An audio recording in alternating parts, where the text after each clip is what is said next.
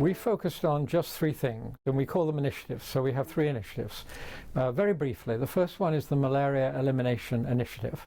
There are 100 countries in the world that still have malaria. The other 100 have already got rid of it. Great successes. But 100 still have it. And of those 100, 34 are eliminating it. They're not controlling it, they're getting rid of it completely. And that's our focus. Most people work with the 66 who are controlling. We work with the 34 who are eliminating, and that gives us a razor-sharp focus on a particular set of countries and a very particular set of technical and policy issues. The second initiative is the Private Sector Healthcare Initiative. And again, we're interested in health system strengthening, like everybody else, but we have a niche focus within health system strengthening. And it is the question, how can governments work with the private sector to improve access and quality in health services for ordinary citizens? And that has been a remarkable journey. We've discovered a whole lot of stuff that we didn't know, and frankly no one else knew either.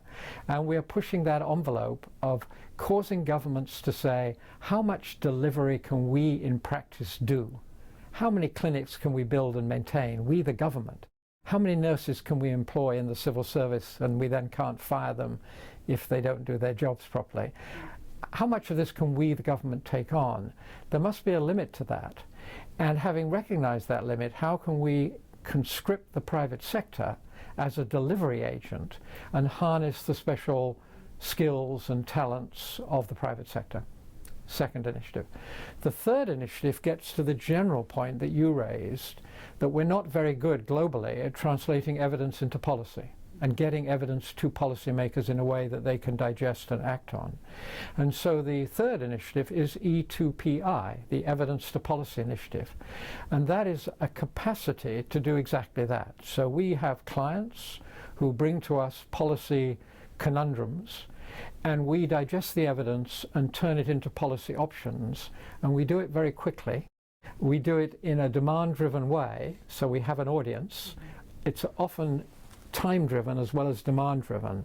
It's a policy option paper for a particular board meeting of a particular organization.